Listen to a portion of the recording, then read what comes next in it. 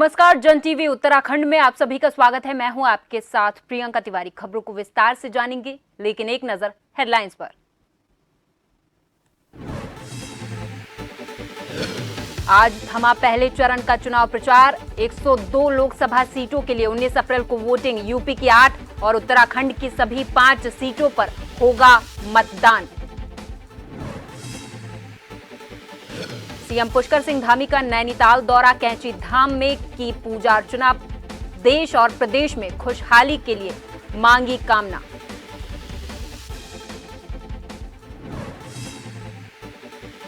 कांग्रेस ने भाजपा पर लगाया आचार संहिता के उल्लंघन का आरोप। पीएम मोदी के सेना की वर्दी और चारधाम मंदिर में खींची गई फोटो प्रसारित करने पर जताया ऐतराज। चुनाव आयोग में दर्ज की शिकायत। काशीपुर में पुलिस को मिली बड़ी सफलता। चोरी की 6 बाइक के साथ 2 आरोपियों को किया गिरफ्तार। खुलासे के लिए किया था टीम का गठन।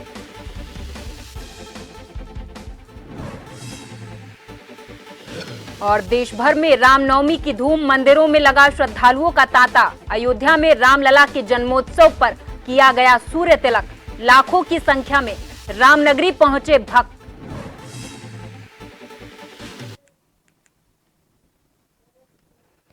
बढ़ेंगी खबरों की ओर। नैनीताल से खबर है। चुनाव प्रचार के आखिरी दिन सूबे के मुख्यमंत्री ने कैंची धाम में पूजा अर्चना की और बाबा से कामना की है कि 5 सीट बीजेपी की झोली में आए। बुधवार सुबह सीएम धामी कैंची धाम पहुंचे और पूजा अर्चना की है। इस दौरान मुख्यमंत्री धामी ने रामनवमी के मौके पर भी राम नाम का जाप किया और राज्य के लोगों की खुशहाली की कामना भी की है।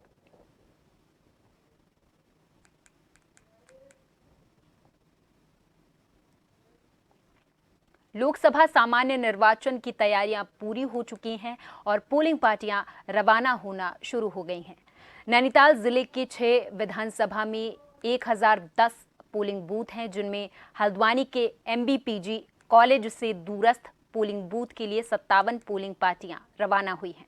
निर्वाचन विभाग के सहायक रिटर्निंग अधिकारी ने बताया कि जिले के 6 विधानसभाओं में 1010 पोलिंग बूथ में से 57 पोलिंग बूथ में पोलिंग पार्टियों को रवाना किया जा रहा है। साथ ही अन्य मतदान कार्मिकों को उनकी ड्यूटी और औपचारिकताएं संबंधित जानकारी भी दी जा रही है। इसके अलावा जिन कर्मचारियों ने पोस्टल बैलेट के माध्यम से मतदान करना है, उनके मतदान भी सुनिश्चित कराए जा रहे हैं। बाकी पोलिंग पार्टियों को कल सुबह 8 बजे से रवाना किया जाएगा।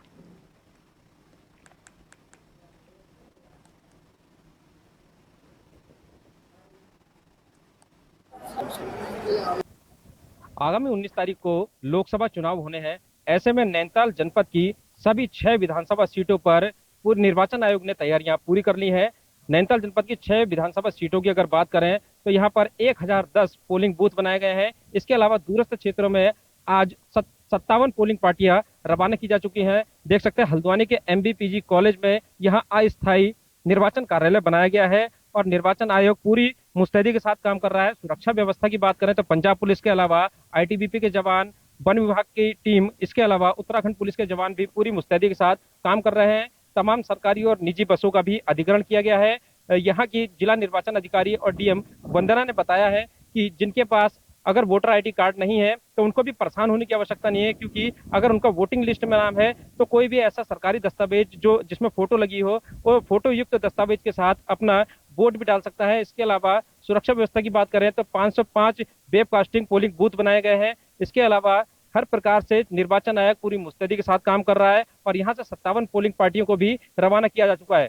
चंद्र कुमार सिंह, जन टीवी, हल्द्वानी। भारत की प्रथम नगर पालिका कहे जाने वाली जोशीमठ मुख्य बाजार में कुछ दिनों से डामरीकरण का निर्माण कार्य किया जा रहा है, जिसको लेकर के जोशीमठ के रहने वाले व्यापारियों में काफी खुशी का माहौल बना हुआ है। बता दें कि 12 मई को भगवान बद्री विशाल जी के धाम के कपाट ग्रीष्मकालीन हेतु खोले जा रहे हैं, जिसको लेकर संबंधित विभाग के द्वारा जोशीमठ नगर में नालियों का निर्माण कार्य से लेकर सड़कों में डामरीकरण का निर्माण कार्य तेजी से किया जा रहा है।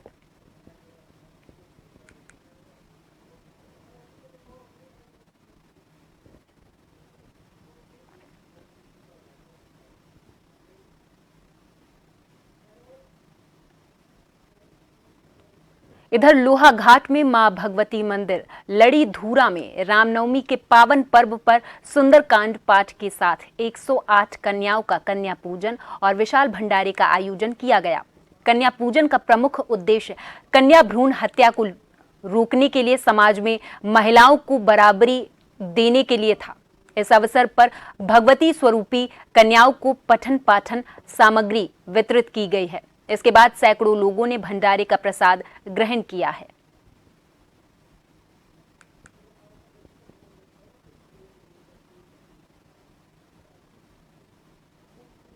मां भगवती मंदिर लड़ीधुरा में आज रामनवमी के शुभ अवसर पर सुंदरकांड का पाठ, 108 कन्याओं का कन्या पूजन एवं विशाल भंडारे का आयोजन किया गया। 108 कन्याओं का कन्या पूजन करने का हमारा उद्देश्य यह है कि हम मां भगवती के सभी 108 रूपों की पूजा करके क्षेत्र में सुख समृद्धि का आशीर्वाद मांगते हैं एवं समाज में हो रही कन्या भ्रूण हत्या एवं अनेक कुरीतियों को दूर करने के संदेशों को भी प्रसारित करते हैं। इस अनुपम कार्य में आज ग्राम सभा पमदा, बाराकोट, काकड़, कोलासुनार, परतोला और तड़ाग गल्ला गाँव की कन्याओं ने प्रतिभाग किया। कन्याओं को हमारे द्वारा पठन पाठन सामग्री वितरित की गई और सैकड़ों लोगों द्वारा भंडारे का प्रसाद भी ग्रहण किया गया।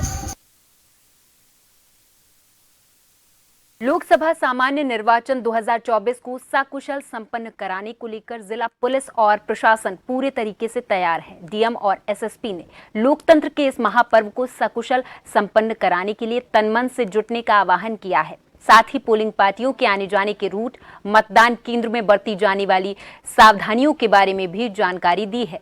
फ्लाइंग स्क्वाड मतदान के दौरान केंद्रों का औचक निरीक्षण करेगा। चुनाव में किसी भी प्रकार की और किसी भी स्तर से अनियमितता बर्दाश्त नहीं की जाएगी। पुलिस ऑफिसर्स भी लगातार राउंड पर रहेंगे। जनपद में कुल 861 मतदान केंद्र हैं, जिनमें से 1714 मतदेय स्थल हैं, जबकि 247 संवेदनशील पोलिंग बूथ चिन्हित किए गए हैं।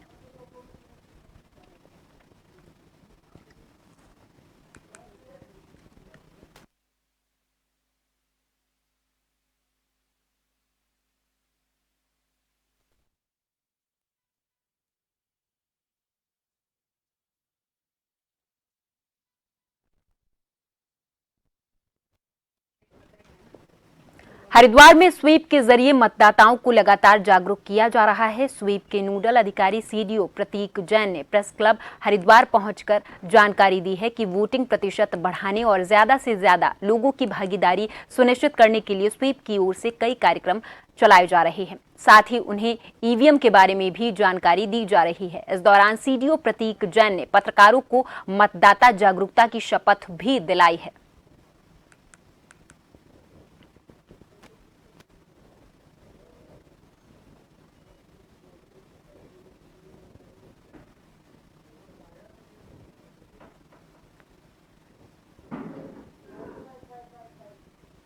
मतदाताओं को जागरूक किया है, सबसे अपील भी करी है, अलग अलग कार्यक्रम करवाए हैं। कैंडिडेट्स के बारे में, जो भी हमारे कैंडिडेट्स हैं उनके बारे में भी सभी मतदाताओं को जागरूक करने का प्रयास किया गया है, ताकि सभी जो मतदाता हैं वो सोच समझ के अपने कैंडिडेट के लिए वोट कर सकें। हमारा प्रयास रहेगा कि 100% मतदान हो, और इसके लिए पुनः मैं सभी मतदाताओं को अपील करना चाहूँगा कि मतदान करना आपका अधिकार भी है और आपका दायित्व भी है।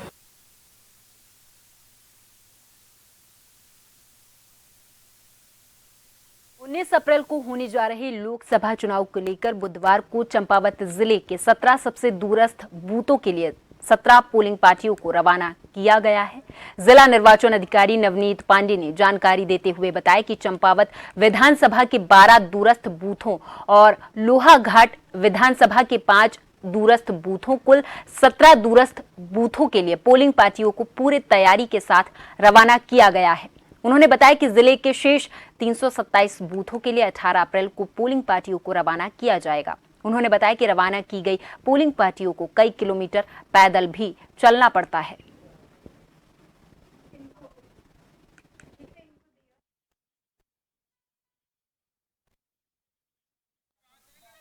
हमारे यहाँ जनपद में 17 ऐसी पार्टीज़ हैं जो कि T-2 के लिए जिनका मूवमेंट जाता है, इसमें से 5 पार्टीज़ चौबंदर और 12 पार्टीज़ जो हैं वो 55 चंपावत की हैं। इसमें कुछ पार्टीज़ ऐसी हैं जिनको लगभग 8 से 10 किलोमीटर की पैदल दूरी भी कवर करनी है, इसलिए उनको आज एक दिन एडवांस में मूवमेंट कराया जा रहा है और हमें उम्मीद है कि ये पार्टीज़ जो हैं सकुशल शाम तक अपने गंतव्य में पहुँच जाएंगी।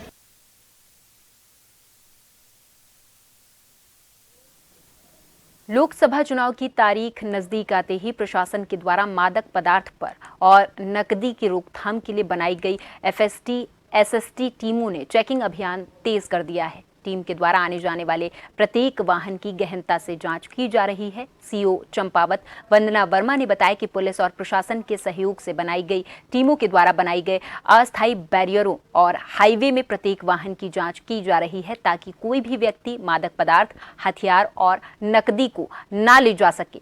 सीओ ने बताया कि जिले में अस्थायी बैरियर बनाए गए हैं और नेपाल सीमा से लगे क्षेत्रों में विशेष सुरक्षा व्यवस्था भी की गई है। उन्होंने बताया कि टीम ने मादक पदार्थों की बरामदगी भी की है और पुलिस लोकसभा चुनाव को चंपावत जिले में शांतिपूर्ण तरीके से संपन्न कराएगी।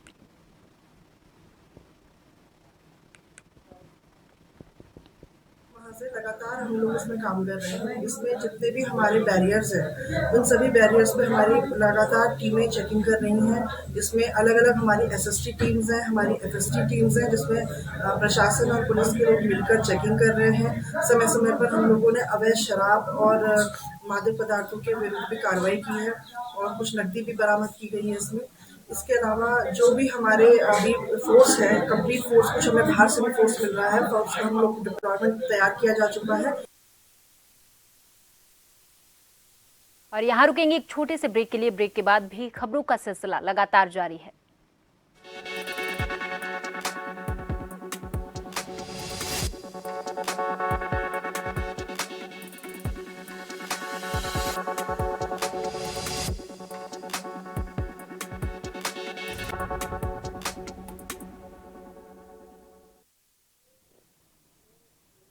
ब्रेक के बाद एक बार फिर से आप सभी का बहुत स्वागत है। खबरों की ओर रुख करेंगे। काशीपुर पुलिस ने चोरी की आधा दर्जन बाइकों के साथ 2 शातिर चोरों को गिरफ्तार किया है। काशीपुर कोतवाली में सीओ अनुषा वडूला ने मामले का पर्दाफाश करते हुए बताया कि बीते 14 अप्रैल को कटोराताल स्थित दिव्यांशु सिंघवानी की टेंट हाउस के बाहर खड़ी बाइक चोरी के मामले में पुलिस ने केस दर्ज कर पुलिस टीम का गठन किया था।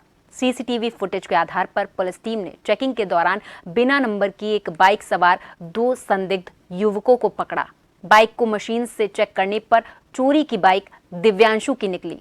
दोनों की निशानदेही पर 5 अन्य चोरी की बाइकों को बरामद किया गया है। पुलिस ने दोनों आरोपियों का संबंधित धाराओं में मुकदमा दर्ज करके कोर्ट में पेश करते हुए जेल भेज दिया है।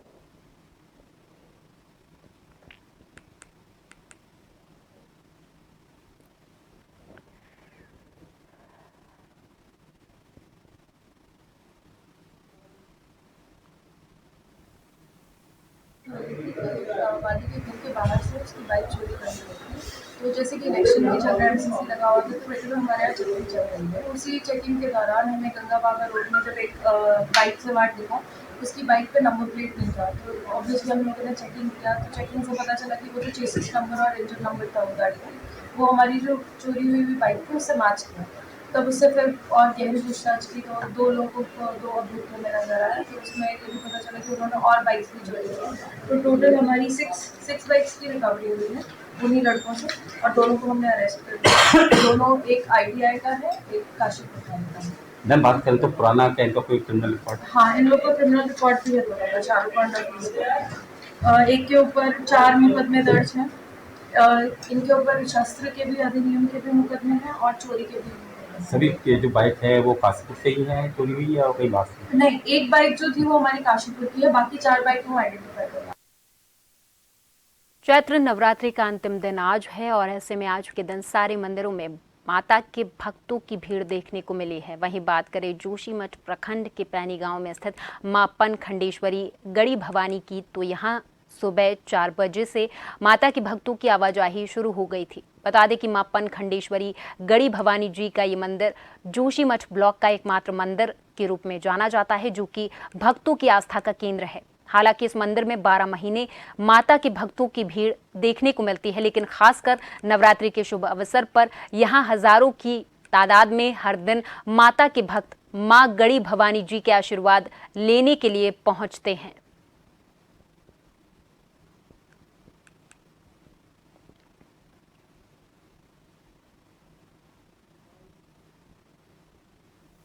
हमारी नवरात्र वैसे भीड़ भड़ा तो बहुत चल रही थी, पर 1-2 दिन छोड़ के लगातार भीड़ कंटिन्यूस ज़्यादा भीड़ थी। आज देख रहे आप ही के सामने कितनी भीड़ है। भंडारा चल रहा है यहाँ पे। सुबह से 4-5 बजे से लोगों का आना जाना शुरू है। लगातार लोगों का आना जाना शुरू है और यहाँ पे मंदिर में दर्शन करके भंडारा खाते जा रहे हैं। लगभग आज के दिन में कितने लोगों ने दर्शन किया होगा माता रानी अभी का? तक मेरे हिसाब से यहाँ पे 20-25 हज़ार आदमी ने दर्शन कर चुके हैं।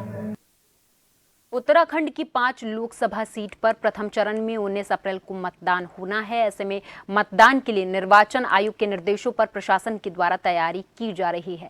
ऊधम सिंह नगर जिले के जिला निर्वाचन अधिकारी उदयराज सिंह के द्वारा किच्छा रोड स्थित स्ट्रांग रूम का निरीक्षण किया गया और तैयारियों का जायजा भी लिया गया है। इस दौरान जिले के जिला निर्वाचन अधिकारी उदयराज सिंह और एसएसपी मंजुनाथ टीसी के द्वारा संयुक्त रूप से बने स्ट्रांग रूम का निरीक्षण किया गया और आवश्यक दिशा निर्देश अधिकारियों को दिए गए हैं।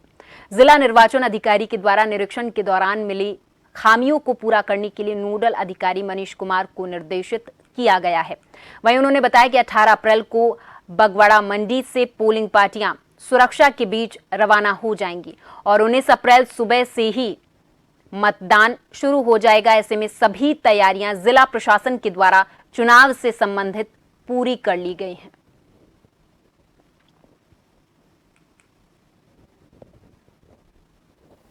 स्ट्रांग रूम का भी निरीक्षण किया गया है, प्लस जो डिस्पैच के लिए हमारे काउंटर बनाए गए हैं विधानसभावार, उनका निरीक्षण किया गया। ये देखा गया है कि जो कर्मचारी 18 तारीख की सुबह आएंगे उनको सुविधानुसार वो अपने विधानसभा में पहुंच सकें और उसके लिए रास्ते जो हैं वो आइडेंटिफाई कर दिए जाएं, जिससे कार्मिक को कहीं भटकना न पड़े, भीड़ एक जगह इकट्ठा न हो। ये सब व्यवस्थाएं देखी जा रहे हैं। सुरक्षा व्यवस्था को लेकर के कप्तान साहब इसको देख रहे हैं कि कहाँ कहाँ क्या क्या फ्रिस्किंग के लिए कितने काउंटर बनाए जाएं। देखिए, चुनाव D-72 में आ गए हैं। अभी जो है हमारा तैयारियां लगभग पूर्ण है। तो अभी बस एक चीज़ इम्पोर्टेंट रहता है कि जो ECI का चेकलिस्ट होता है 72 आवर्स के पहले, 48 के पहले, 24 आवर के लिए, उस चेकलिस्ट के अनुसार हम काम कर रहे हैं। आज संयुक्त रूप से स्ट्रांग रूम परिसर का निरीक्षण किया हमने और उस दिन कैसे चेकिंग फ्रिस्किंग होगा, पोलिंग पार्टियां कहाँ रहेंगे, कहाँ व्यवस्थापित होंगे और कहाँ से मोबिलाइज होंगे, ये सब चीज़ें हम आज निरीक्षण कर रहे हैं। छोटी छोटी जो माइन्यूट ट्विकिंग्स होता है ना, जो वो चीज़ों का हमने जायजा लिया है।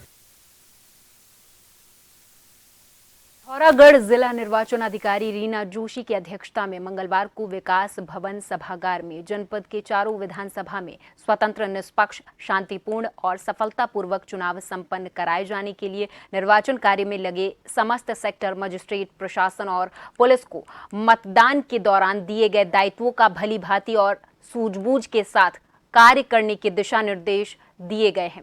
चुनाव प्रबंधन, संचार और निगरानी के इंतजामों का उल्लेख करते हुए उन्होंने कहा कि किसी भी दशा में निर्धारित रूट और रात्रि प्रवास के स्थान में बदलाव न किया जाए। मतदान पार्टियों को ले जा रहे सभी वाहनों की ट्रैकिंग की जाए। ईवीएम की सुरक्षा को लेकर विशेष सतर्कता भी बरती जानी जरूरी है।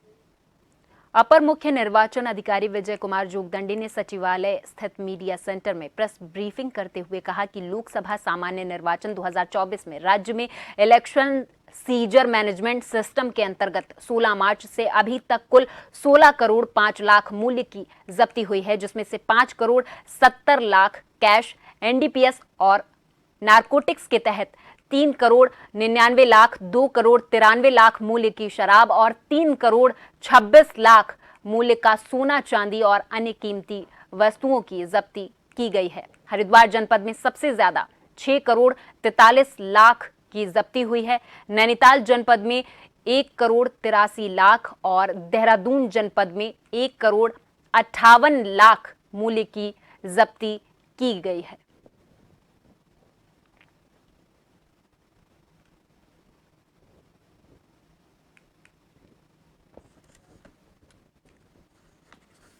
उत्तराखंड राज्य में भी ई सिस्टम के अंतर्गत पोर्टल डेवलप किया गया है और ASMS पोर्टल पर सभी हमारी 25 इन्फोर्समेंट एजेंसीज को ऑनबोर्ड किया गया है और जो भी प्रभावी कार्रवाई इस निर्वाचन आचार संहिता के दौरान हो रही है उसके सभी उपलब्धियाँ उसी पोर्टल पर अपडेट की जाती हैं। ये जो पोर्टल था ये 16 मार्च से प्रभावी हो गया था। 16 मार्च से लेकर अब तक का जो प्रगति है उसका विवरण मैं आप तक पहुँचा रहा हूँ। 16 मार्च से 16 अप्रैल के बीच में कुल जो सीजर्स हुए हैं उसकी धनराशि जो है 16 करोड़ 5 लाख। ये विवरण जो है पोर्टल के माध्यम से इसको देखा जा सकता है। 19 अप्रैल को उत्तराखंड में प्रथम चरण में मतदान होना है, जिसको लेकर तैयारियों को अंतिम रूप दिया जा रहा है। जिला निर्वाचन अधिकारी सोनिका ने प्रेस वार्ता कर संबंधित प्रक्रियाओं पर जानकारी देते हुए बताया कि चुनाव संपन्न कराने के लिए पोलिंग पार्टियां अपनी टीम के साथ समय पर मतदान स्थल पर पहुंच जाएंगी। इसके बाद 19 अप्रैल को मतदान करने के पश्चात पोलिंग पार्टियां वापस लौट आएंगी, जिसके कलेक्शन की प्रक्रिया 20 अप्रैल शाम तक पूरे होने की संभावना है। इसमें डिस्पैच और कलेक्शन की प्रक्रिया देहरादून स्थित महाराणा प्रताप स्पोर्ट्स स्टेडियम में होगी। इसके सभी इंतजामात किए जा चुके हैं। इसके साथ ही सुरक्षा के दृष्टिगत सभी गतिविधियां GPS के अंतर्गत रखी गई हैं।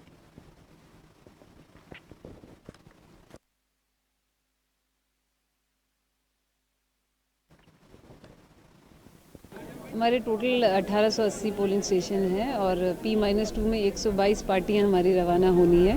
ऑलमोस्ट सभी को सामान वितरण हो गया है और कुछ ही देर में ये मूव कर जाएंगी और कल जो बची हुई पार्टियां हैं वो कल यहाँ से मूव करेंगी, जो हमारी जो बच जाएंगी पार्टी। मेरी सभी से यही अपील रहेगी कि 19 अप्रैल को सभी अपने मतदेय स्थल पे जाएं और मतदान करें। और इसी के साथ इस बुलेटिन में मेरे साथ बस इतना ही। आप देखते रहें जन टीवी। नमस्कार।